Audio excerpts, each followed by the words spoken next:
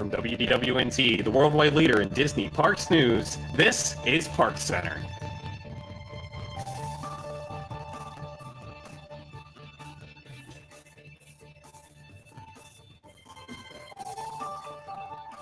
Hello, everybody. Welcome to another edition of ParksCenter. My name's Ben, and joining me on tonight's show, we have Lex. Hello, hi. Jill. Hello. And Peter and Al. You're in the same. Hold on. Sivako! Oh man. Peter and Allison share in the same place. This is neat. I like this. Live from Long Island. Beautiful. All right, well, kicking tonight's show off with our first story, a story that actually broke relatively late. We have construction set as a rumor here. Again, this is a rumor. Construction set to begin on new nighttime show at Epcot to replace Illuminations. We've heard rumors about this for a while. I think this is the first time that we're actually hearing anything a little credible. So we've got at a Reedy Creek Improvement District meeting, a budget in excess of $2 million was approved for electrical upgrades to the lagoon. What would they be spending all that money on if not a new and upgraded show? Yeah, so there's some other. We definitely. This is pretty much a done deal. I think rumor is a loose term here. I think we're pretty darn sure this is going to happen, and it's going to bring something new and completely different to the nighttime experience at Epcot. Which for me personally, I love Illuminations. I love it to death. But I do think it's time for it to go. When you look at some of the other nighttime shows, when you look at what they've done with Happily Ever After, there's so much more that Disney is now technologically capable of to do in a nighttime spectacular, that some of what you see in Illuminations, and I'm mainly thinking of the globe in the center of the lagoon, that they can do better. They can absolutely do better, and it's sad to see this go because this is currently the longest running nighttime fireworks show in any Disney park anywhere in the world, and it's a shame to lose that. But at the same time, I think they're going to bring us something really great here. Yeah, it's really about time. I love Illuminations, but I miss it a lot of times that I'm there because I've seen it so often in the last 15 years. So I'm not staying always. I'm like, oh, I'll just go get a drink somewhere, something else. And I don't even need it to be like the newest technology. I don't think they need to go crazy. I like a lot of the simple stuff that has worked for decades, but just something a little different, changing the score a little bit, something new. I love Illuminations. It is my favorite nighttime spectacular. I know Happily Ever After is amazing and it's so cool. Illuminations is a story that we all need to pay attention to, that we're all one people in this beautiful planet. It doesn't matter where you're from, what you look like, what language you speak. It is the greatest message of all time. I love this show. I watch it every single time I go to Disney World. I make sure I'm there. I get a good seat. I usually find a child next to me, and I explain to that child what's going on during the entire show. However, that's not what we're talking about. I usually, this is after a day of drinking around the world, so. Those poor parents are probably so. But I do agree that it is. I guess it is time after almost 20 years. I didn't even know that globe had images on it. I just thought it lit up. I didn't know there was like. So hard to see. I didn't. Yeah, you can't even see anything. Like there's antelopes running across that thing before it explodes open. I didn't know that. I don't have good vision. So I think there is things we can do to make this a better show. So go ahead, Jill. I agree it's a great storyline, but I feel like it's more complicated than it needs to be to convey that message. And I think a lot of times because the way they tell the story is a little complicated or convoluted, some of that actually really gets lost on people. I agree with you. Poor Lex. You know what, Lex? You can't. This is like you're Matt Damon. We'll just say thanks for coming. I understood that reference. I promise. But anyway, yeah, it was time for a change, and we'll watch it 40 more times before it goes. But yes, I think there could be a much clearer storyline. Lex, what do you think for real quick? I'm like, I like it. I like Illuminations. I specifically like the music a lot. I like the score used in it a lot, like insanely a lot. But I think the show itself is like, it really lulls down in the middle and it's sort of boring. And I would like a change in that. I would like to see a lot more fireworks. I like to see a lot more pyrotechnics. But I really hope they keep the score. I don't think they're going to do that. Same thing happened with Happily Ever After Wishes. I like the Wishes score more, but we'll just have to see what happens. I want to see projection mapping on all the World Showcase pavilions. That would I be think cool. that they can do some really cool stuff there.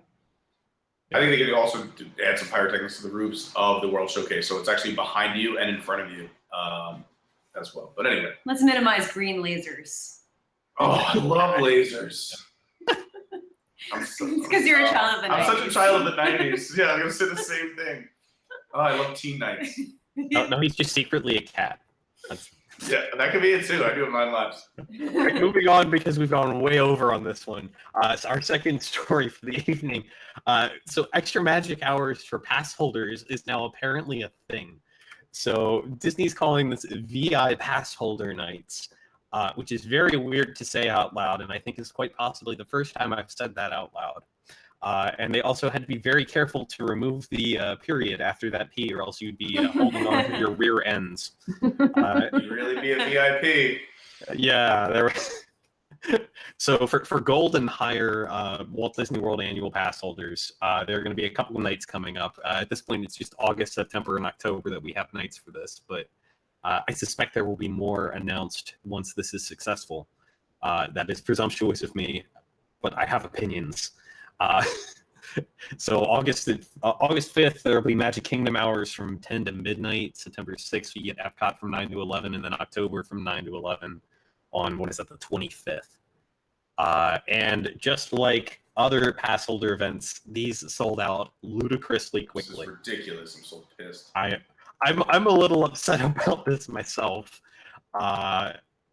What did anybody else get in for anything? I'm actually I got gonna in for be- September, so I'm actually going to be in the Magic Kingdom on August 5th, and then I saw this email like 3 hours after I got it, and it was already gone. And I was so upset because I'm from New York, so the fact that I'll actually be at the Magic Kingdom on that day and an annual pass holder, and I can't get in, I'm fired up. But I'm gonna just stay Disney-like. Where there's a will, there's a way. I've been wishing upon stars, and we'll see what happens. I think this is a fun idea. I just wish there'd be more dates, like you said, Ben. I think you'll see more dates, and it also brings in pass holders besides the locals from out of state because they want that special perk. So I'm going to fly down now and I'm going to spend more days on Disney property and spend more money. So I think it's genius. Why not? Yeah, I'm just bummed it's not going to be during my trip at all. So I'm hoping they add some more. I have 2 trips planned, and none of these fall during those. But I think that they're going to add a lot more nights. And I'm a little upset at Disney because I never got any notification from Disney. So the only reason I knew about this was DWNT. Yep. So yeah, it's like that's the only way to know how to register. Within minutes. I think we're going to have to make that the new tagline: WDWNT more reliable than Disney emails. Yes. Because I think just that's don't know about this actually- either. At least in recent memory, I think that's completely legitimate to say. Definitely than the Twitter.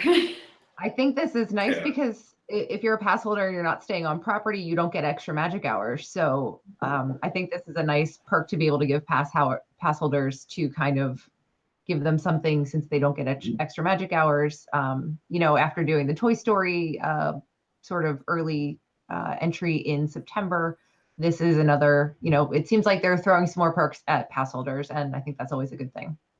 Yeah, I think they should do more of that. And I think this perk in particular, the way they've rolled it out, is best for local pass holders. And that's my only complaint because I'm not going to be there during those dates, but hopefully with more dates added soon. Everything is better when you live right near Disney. It's not fair.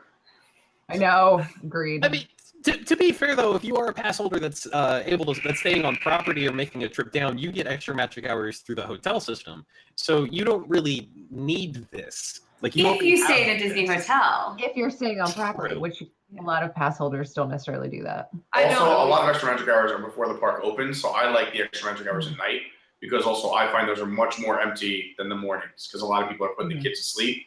So especially if you're without children like myself, these parks are empty at the after hours at the end of the night. This is like vintage E-Ride night.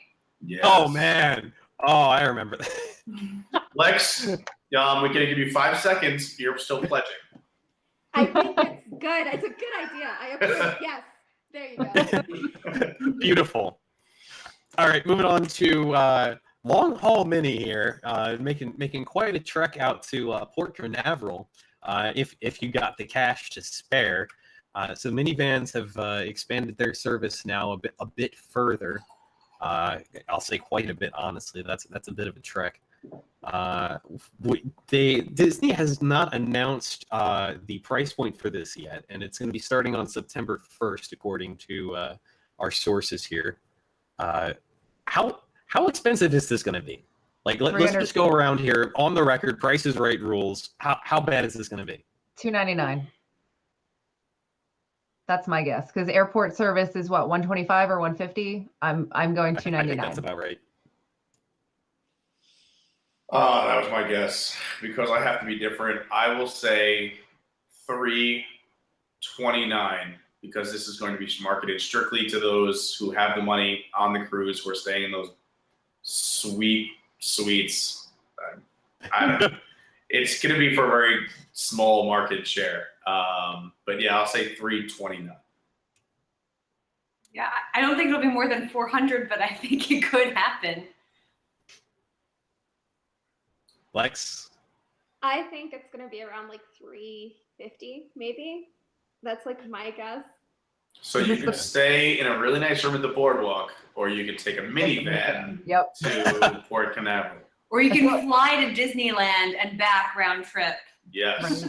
For me, that's 4 times fly to Disneyland. So just by price point comparison, the Disney transportation, like the Disney bus from your resort to Port Canaveral for the cruise, is $35 a person. And that's with 50 people on the bus. So 35 times 50. Disney's making their money. You can't fit 50 people in a minivan. You can't fit more than. I know. I'm saying, but they're gonna have to make up their money. If you look at, first of all, just look at a taxi service from Disney to Port Canaveral. It's not cheap. I think even that is something around like somewhere between $150 and $200. So, and if an Uber is only $25 from Disney to the airport, and Disney charges $125, they're gonna add their money for this. This is not for everybody. This is gonna be for people who don't care about money.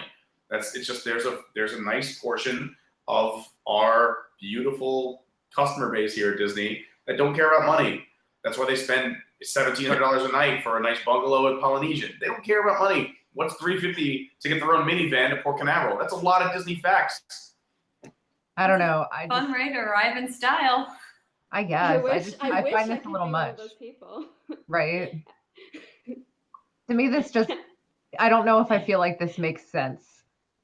Like, even if they are charging $350 and people are paying it, they're still not making that much money by the time they're paying the cast member. They're paying, the gas. They're paying for the wear and tear on the vehicle. I don't feel like this makes any sense. So it's actually better. I find it strange. They have a lot of minivans. They bought a ton. And from what I've heard is that there's a lot of them just sitting around and it's not as popular as they thought it would be. Mm-hmm. And now they purchase these vehicles and they have to use them. So instead of the stop and go at every single Disney park and light, you have a solid highway ride there and a solid highway ride back. If you can make a $100 profit right off the bat, as opposed to 4 $25 rides where they're making a $10 profit, it makes sense. It makes sense for me. And again, you have the people who don't care. You have the people who do the VIP tours in the parks for $1,500 for 6 hours. What's another $350 to have their family in their own minivan with their own driver? That's a Disney employee, cast member. Excuse me. Good way to put it. Speaking of spending money on things because you have money to spare, over in Disneyland, because they're not getting left out of the because money, Pirates of the Caribbean is going to be getting Fast Pass and Maxi Pass next month. I'm sorry, Max Pass, not. I keep wanting to call it Maxi Pass for the obvious joke. That is going to be coming to Pirates next month. I am I'm still, for those of us who are not that familiar with it because we're more Disney World focused, Disneyland does offer Max Pass, which if I'm not mistaken, correct me if I'm wrong, it's a paid, essentially fast pass. You can buy more fast passes. It's $10. It's $10 per day, and you basically get the equivalent of what we have for free at Disney World. Mm-hmm. You get to use your phone to pre-register time slots for rides in Disney World. Do they still have the paper Legacy Fast Pass? Yeah, it's still. Yeah. So they're having both systems now operating at the same time. I don't understand how pirates didn't have Fast Pass before. That's what I I feel about this story. Don't either. I was there in October and I was like, I have to ride this because this is the better version of an amazing classic ride. And I was shocked when I got to the area because I couldn't even find the queue. It was so chaotic. There were so many people just snaking out. It was like 104 degrees. And it was October, so I was a little surprised that it was that hot, but I guess it's just because I don't know Southern California. But it was 104 degrees, like direct sunlight, but I had to wait in it because there was no other option, and there was no single rider line like there were for some other rides. So there is another option. I did the Walking in Walt's Footsteps tour, and part of that tour is you get to go through the exit and walk on the Pirates of the Caribbean in Disneyland. That's awesome. So let that be a lesson, kids. You don't have to wait in line for that or Alice. Those are your two rides in the Walking in Walt's Footsteps tour. But I saw the line too, and I was like, this is asinine. Why do people wait in this? I mean, again, I probably would have too, because if I'm only going to be Cali once, I want to see the better version of the ride. But it is wild that this didn't exist already. This would have been one of the first things in that park I would have done. I was there in May, and I have the same opinion. It was a mess. It was like, I was like, I don't know how this happens. I think Disneyland is so messy with their queues. I don't know. I think maybe it's because it's older and it has like less capacity. Lex, I'm sorry, that's all your time. Yeah. It wasn't built for the capacity at all, which is exactly why it doesn't make sense that this hasn't happened before. Moving from there, trying to pick up a little bit of spare time here. Here we go. Over a bit. So we've got some new touch points that have started showing up all over Walt Disney World. Touch points, if you're not familiar with the little Mickey heads, usually that you can tap your magic bands to interact with things. But people have started learning that you don't have to just tap Mickey to Mickey. You can tap Mickey to any circular looking thing, and things will happen. So now we've got touch points like this that are these just kind of a flat green button or a flat purple button on something. That's one of the ones you're more used to, but you'll see that it is flatter on the front. I'm gesturing with my hands while you can't see me. It's a bit flatter and less of an outward curve on that touch point than you're used to. That's for those who don't know the definition of flat. Well, it's not round. I might be a little verbose tonight.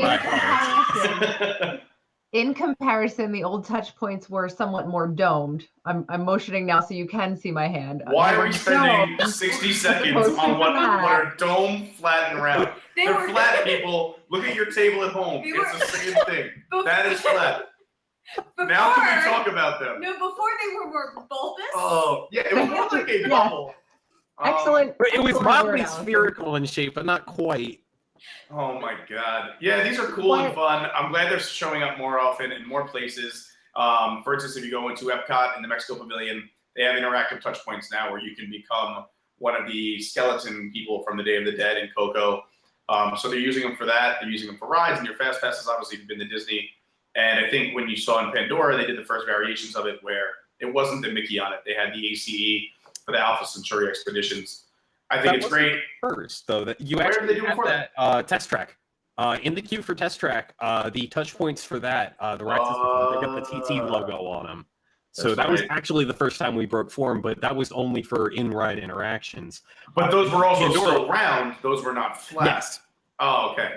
What I've read, and I don't know if it's true, but I've read some people who have said that it's because the sensor is now closer to where you actually touch your magic band, so it's actually a better connection. And I've definitely had instances where touching my magic band to one of the bulbous touch points didn't always register right away. So the speculation is that this is for better connectivity with your Magic Band and to move you through the process faster without having sort of a failed touch point interaction. I have mixed feelings about not having Mickey on all of them though, just because I still, you're kind of distracted sometimes when you're in queue, you're in a conversation or you're like doing something else.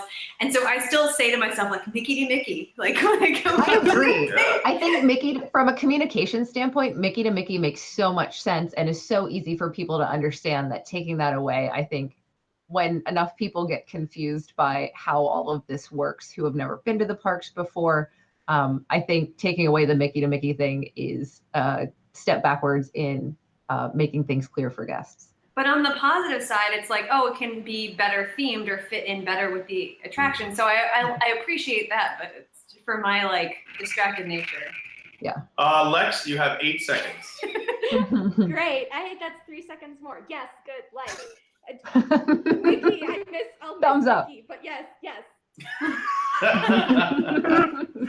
Oh, I'm so sorry. This is just distinctly turned into a Matt Damon joke now, and I'm really moving on to candy sushi. Something that I'm actually really looking forward to because I actually get to do this.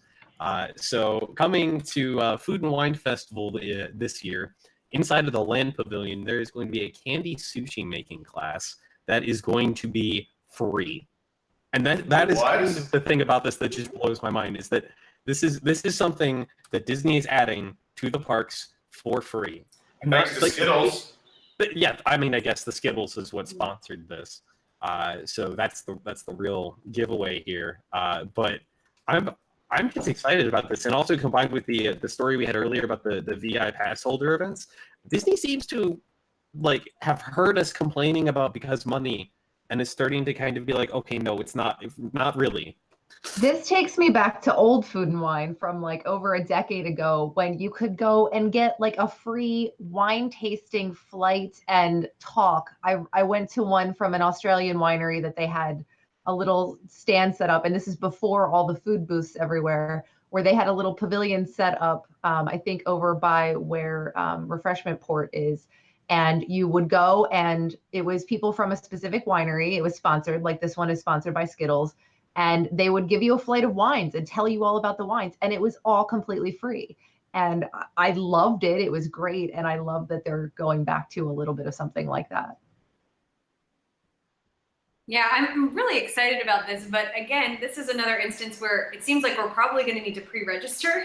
So, I'm going to rely on WDWNT to let me know when I need to do that, rather than rely on Disney emails, because I think that's the only way we're going to get in. It seems like everyone is pretty excited about this and wants to do this. Yeah, I agree that why would you not want to do this? It's free. It's a fun experience. I want to learn I love candy. I love sushi. I love Disney. Put it all in my mouth. And I do believe you have to register, but you can do it the same way you register for the paid events of Food and Wine. You can call or contact them through the website, I believe. Yes, that is how you will be able to do that eventually. You currently cannot, if I'm not mistaken. So that will be coming out soon. Lex, you gonna make it down for this, or? Yes, good. Thanks, Lex.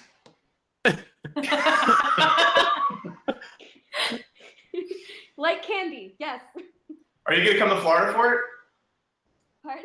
Are you gonna come out to Florida for it? I think so. I hope so. That's my plans. But I'm in Costa Rica, so we'll see how cheap the tickets are. Oh, all right. Hopefully makes it worth the trip. All right, and our final story for the night, going from talking about food and wine to just booze in general here. We had a review up on our website titled "The Strangest Alcoholic Float in Disney World is in Toy Story Land," because kids. They like booze. Why not? No, this is for the parents who take their kids and need the booze while their kids are going on swirling saucers. There we go. So there are alcoholic floats in here. So you can get a grown-ups lemonade, which has got cherry vodka in it, and you can get that with ice cream on it. So first off, just this grown-ups lemonade is pretty daggone good. But if you add the ice cream to this, apparently it is the greatest thing, according to the review. Quote, adding the ice cream to the adult beverage adds a creaminess that works well with the cherry vodka, and everything turns into a cherry creamsicle. It tastes like heaven and works well. So that picture does not look appetizing. I'm sorry.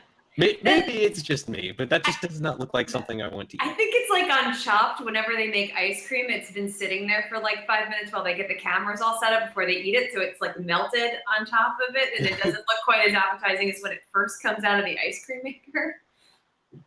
I don't know. As a Chopped fan, actually, it's a great example. When I hear lemonade and dairy, I don't think it will work. And as WWNT's senior alcohol advisor, I think you should try the adult lemonade on its own. But if you're daring enough, perhaps someone else in your party will try it. I'm nervous to try it. I want to try it just because someone said it was delicious. But I mean, it sounds like a great drink on its own. With the black cherry puree mixed with the lemonade and the 3 Olives cherry vodka, sounds like it's gonna be a perfect in terms of mixology there. But the ice cream, it's throwing me through a loop. I get how it would taste like a creamsicle. I just don't understand what it would do to my stomach mixed with everything else I'm eating and drinking at Disney World. And at Woody's lunchbox in particular, because it's not like you go there and get like a light salad. Yeah, you might have to pray to Monte Cristo himself. Well, first they have to bring that back. Yeah. Yeah. Oh gosh. Like there you go. Just get some Baby Bell cheese to go with all that. Oh, no. God. Oh, my lactose intolerant self is cringing like crazy right And now. those restrooms at Toy Story Land have not been reliable, so you might. That's right. You might have a long way to run. Yeah, that's going to be something we talk about in the post show. Yeah. I will not make comments because I'm 20 and I cannot drink alcohol in the U.S., so I will make 0 comments. Well, do you like ice cream? Yes, I do like ice cream. Excellent. That's all the time we have for you. Thank you. Well, I'm a little upset because that was one of the best reviewed items, I think, like this year, probably on the website, and I want to try it, and I can't because I'm pregnant, and it doesn't appear that there's any virgin version of it, so it's going to be quite some time before I get to try Black cherry puree and ice cream for you. Yeah, it sounds like a cherry creamsicle. It sounds delicious. All right, folks, and that's going to do it for this week. Thank you all for joining us for another edition of ParksCenter. Let's see what's coming up on the schedule. So July 29th.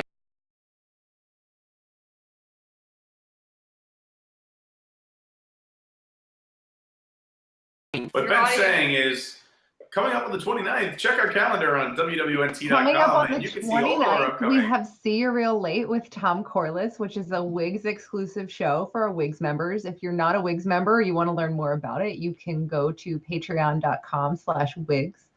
And then we'll be back again on ParksCenter next week on August 4th. August 1st, next Wednesday, August 1st at 9 p.m. And then directly following that, we will have Around the Hub with your host, Patrick Hackett, at 9:30 p.m. Yeah, Jill. I scrolled to the calendar on the bottom of the screen. Great work. Great work. Well, for all of us here on ParksCenter, thanks for tuning in. And this, Lex, we're sorry we didn't have enough time for you tonight. There's always next week. It's okay. Thank you.